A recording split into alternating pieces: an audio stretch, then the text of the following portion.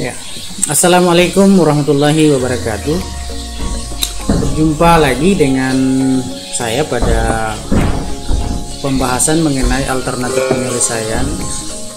Kali ini materi yang akan kita bahas adalah soal atau masalah yang berkaitan dengan cara menyusun daftar distribusi frekuensi dari data mentah. Anda sekalian tentu sudah memahami bahwa mengapa menyusun daftar distribusi frekuensi ini menjadi penting untuk kita kuasai.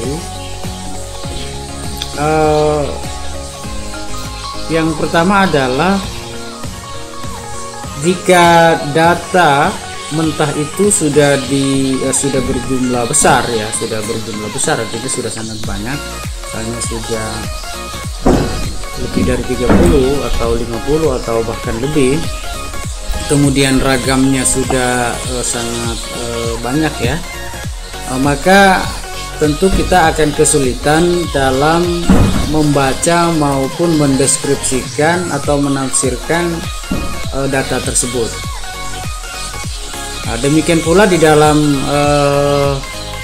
menyusun atau menyajikan data dalam jumlah yang banyak, tentu kita tidak bisa menyajikannya atau tidak efektif menyajikannya dalam bentuk diagram batang yang sederhana atau dengan menggunakan diagram garis.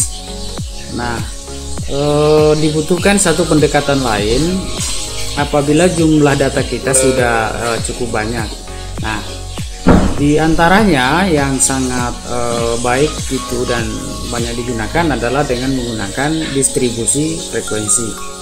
Dengan menggunakan distribusi frekuensi, data-data tersebut bisa lebih disederhanakan sehingga para pembaca atau siapapun yang ingin mengetahui penjelasan mengenai data tersebut bisa dengan lebih mudah membacanya. Nah, itulah pentingnya penyajian data disederhanakan dalam bentuk distribusi frekuensi. Nah, baik anak-anak sekalian, mari kita coba menyelesaikan salah satu masalah atau menyusun distribusi frekuensi dari data mentah yang ada berikut ini ya. Mudah-mudahan dari penjelasan ini anak-anak bisa lebih mudah menyusun sendiri daftar distribusi frekuensi dari berbagai macam data yang tersedia. Nah, misalkan kita memiliki data mentah sebagai berikut ya. Jumlah protein dalam beberapa macam makanan cepat saji diberikan di bawah ini. Mudah-mudahan ini bisa jelas kelihatan. Buatlah distribusi frekuensi dengan 6 kelas, kemudian sajikan dalam histogram, poligon frekuensi dan objek. Deskripsikan histogram yang diperoleh. Nah, tentu kita belum membahas sampai sejauh ini ya. Kita seperti yang sudah saya jelaskan tadi, kita coba buat dulu daftar ini frekuensinya ya dengan ketentuan 6 kelas sesuai dengan yang diinginkan oleh soal. Bagaimana cara membuatnya? Coba kita lihat langkah-langkahnya. Langkah-langkah yang harus kita lakukan sekalian. Yang pertama adalah menentukan rentang atau selisih antara data terbesar, data maksimum dengan data minimum atau data terkecil. Ini tentu sederhana saja. Nah, setelah menentukan rentang, langkah kedua adalah menentukan banyak kelas. Ya, di dalam beberapa ketentuan disebutkan minimal 5 kelas ya untuk suatu distribusi yang ideal. Nah, atau bisa juga kita menggunakan rumus Sturges. Ini untuk jumlah data yang sudah cukup besar ya. Juga kita bisa membuatnya dengan menggunakan rumus Sturges ini untuk menentukan banyak kelasnya. Kemudian yang ketiga adalah menentukan panjang kelas dengan rumus. Ya, ini panjang kelas dengan rumus P sama dengan R atau rentang bahagi banyak kelas. Nah, jadi K sama dengan banyak kelas ya, dan ini K ini banyak kelas di sini. Nah, sehingga P sama dengan R di atas ini atau rentang, kemudian bahagi dengan K itu banyak kelas. Oke. Langkah berikutnya kita menentukan batas bawah. Jadi setelah kita sudah menentukan banyak kelas, ya, panjang kelas, maka langkah selanjutnya adalah membuat kelas pertama. Nah, yang harus kita lakukan adalah menentukan batas bawah kelas pertama, yaitu kita bisa mengambil dari data minimum atau data yang kecil atau yang lebih kecil daripada data minimum, ya gitu. Nah, langkah berikutnya adalah menentukan batas atas. Jadi setelah batas bawah diperoleh, maka kita tinggal menentukan batas atas. Bagaimana caranya? Ya, menentukan batas atas sederhana, yaitu batas bawah kita tambah dengan panjang kelas, kemudian kita kurangi 1. Tentu ini bergantung pada ketelitian data. Ketelitian data yang punya ini. Ketelitian data. Saya coba ganti dulu. Maaf. Ketelitian data.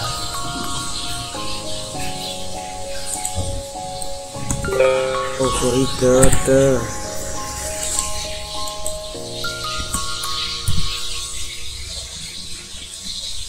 Oke. Nah, ini ketelitian data.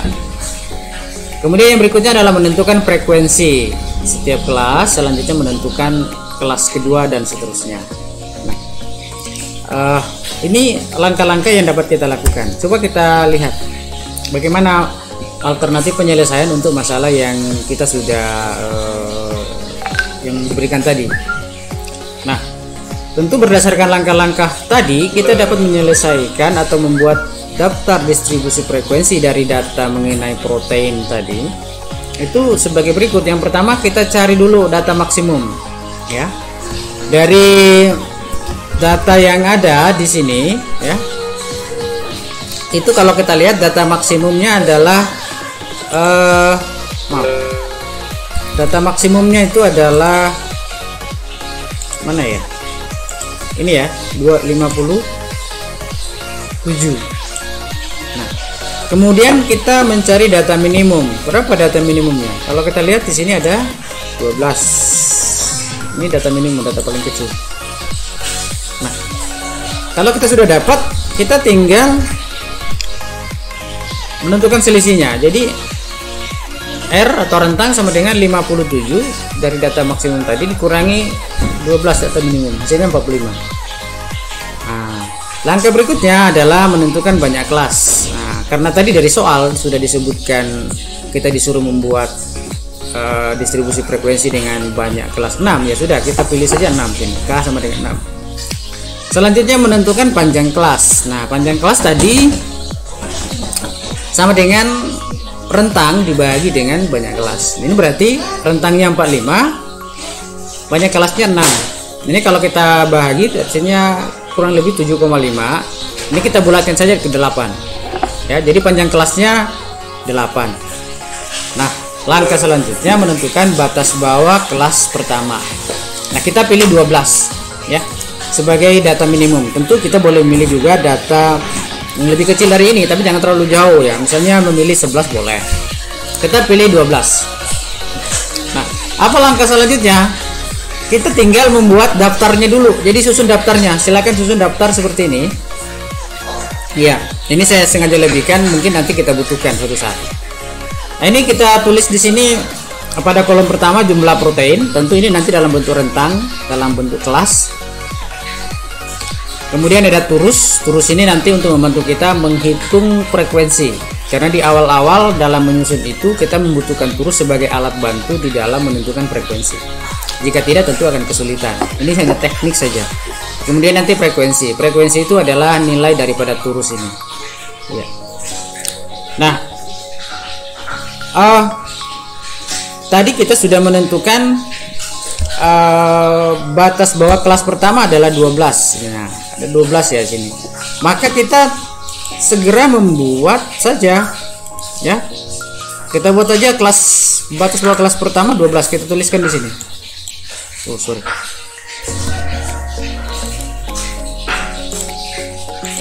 Ya, ini 12. Di sini kita kasih aja 12. Nah, langkah berikutnya kita menentukan batas atas. Batas atas tadi sesuai dengan rumus, yaitu batas bawah ditambah dengan panjang kelas dikurangi 1, ya. Coba kita lihat lagi. Jadi dari sini ya, ini batas bawah ya, ditambah panjang kelas dikurangi 1. Nah, nanti muncul pertanyaan kenapa demikian. Nah, karena data yang kita bicarakan di sini merupakan data dengan ketelitian sampai satu satuan ya. Jadi di sini tidak ada desimalnya ya. Atau jadi bukan satu desimal tapi semuanya ada nilai satuan, bukan dalam bentuk desimal. Sehingga data terkecilnya adalah 1. Nah, jika satu data terkecil, ketelitian data itu adalah setengah dari data terkecil, yaitu 0,5. Nah, sehingga kita kurangi 1 karena 2 kali ketelitian data, yaitu 2 kali setengah berarti 1. Nah, sehingga panjang kelas tadi 8, kita kurangi 1, jadi 8 dikurangi 1 7, sehingga ini kita tambah 7, hasilnya sini 19. Jadi batas atas kelas kita itu 19. Nah, ini juga kalau kita hitung secara manual itu juga nilainya panjang kelasnya 8, misalnya 12 1 kan, 12 13 14 15 16 kemudian 17 18 19, itu ada 8. Iya, ada 8. 8 ini menunjukkan panjang kelas. Nah, jadi benar ya.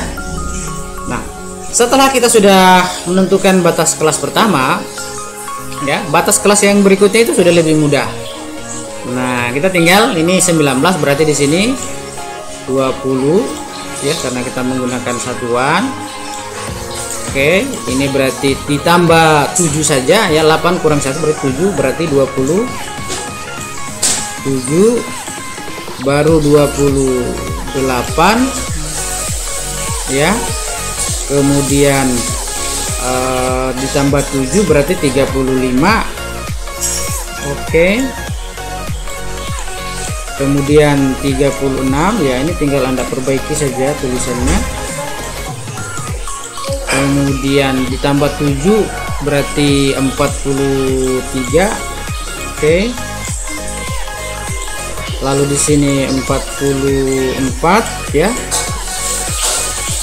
lalu di sini ditambah 7 51, di sini 52. Oke, ditambah 7 lagi di sini 59. Iya, jadi kita sudah mendapatkan kelas-kelas yang kita butuhkan.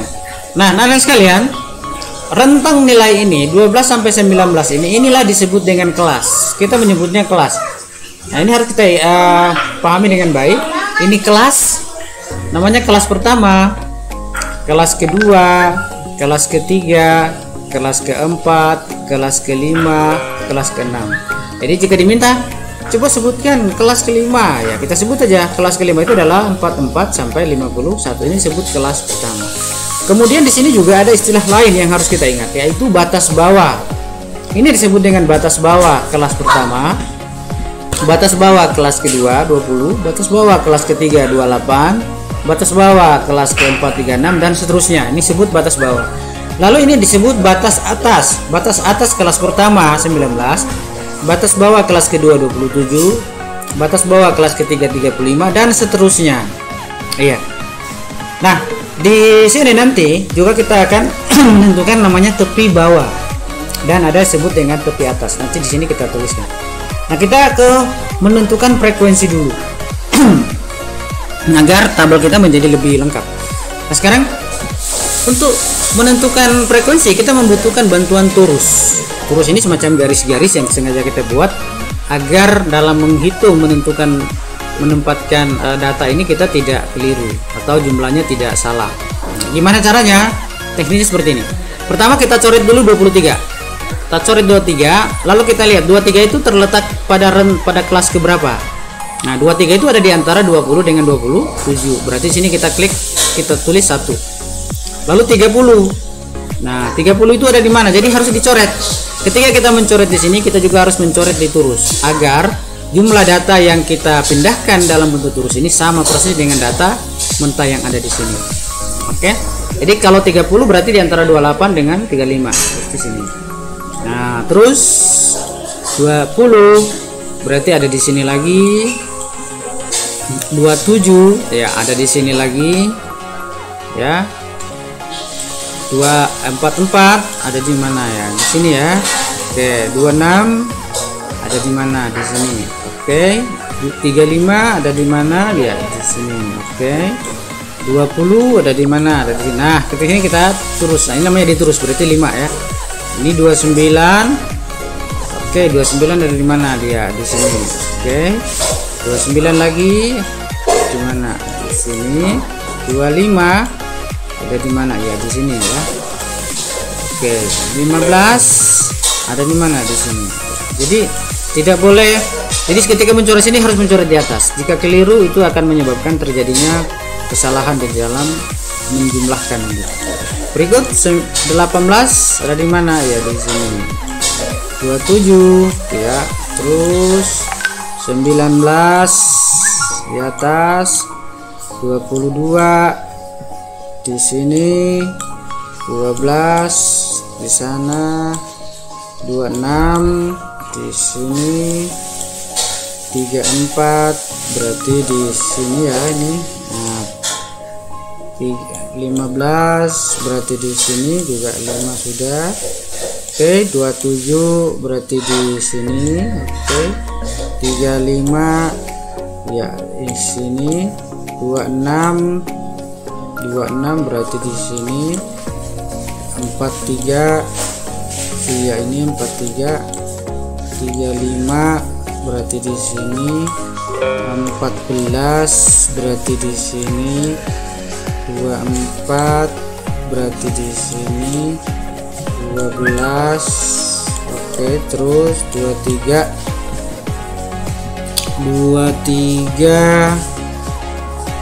mana ya? Oh sini 23 oke. 31 sini. 40 ya di sini. 35 di sini. 38 di sini. 57 di bawah. 22 di sini. 42 di sini. 24 ya di sini. Ini udah ini. 21 di sini. 27 iya di sini. 33 terakhir di sini. Baik, setelah kita sudah membuat daftar seperti ini ya, membuat turusnya, kita tinggal menentukan nilainya. Berarti berapa frekuensinya? Frekuensi itu berarti banyaknya data yang ada di antara 12 sampai 19. Ada berapa? Ya ini kita lihat ya turusnya. Itu berarti 7. Ini ada berapa? Ini 5, 10, 15 berarti 17. Nah, ini berapa? Berarti ada 10. Ini berapa? Ada 4. Oke, ini ada berapa? 1. Ini ada berapa? 1. Nah, kita hitung, kita cek apakah data kita sama dengan data yang di bawah ini. Ini di bawah ini berapa datanya? 1, 2, 3, 4, 5, 6, 7, 8, 9, 10. Berarti ini ada 40 data. Maka jumlah frekuensi ini juga harus jumlahnya 40 data. Coba kita lihat. Ini 5, ini 7 berarti 4, 24, 34 ya, 34, 38, 38, 40 ya, 40. Jadi ini pas 40. Berarti benar. Berarti kita sudah berhasil memindahkan data mentah ini ke dalam bentuk distribusi frekuensi. Sampai di sini pekerjaan kita sebenarnya sudah selesai. Ya, artinya kita sudah selesai menyusun daftar distribusi frekuensi. Ya, begitu saja. Selanjutnya tinggal kita mengolah data ini untuk kebutuhan yang lain sesuai dengan tujuan daripada pengolahan data. Nanti di sini kita bisa menghitung rata-rata, kita bisa menghitung menentukan median, modus, ya, ukuran pemusatan, ukuran penyebaran dan sebagainya. Jadi itu untuk kelengkapan data berikutnya. Nah, dari sini juga kita sudah bisa nanti membuat histogram, membuat poligon, membuat ogif dan seterusnya. Baik, sekalian, saya kira ini langkah cara praktis mudah dalam menyusun daftar distribusi frekuensi.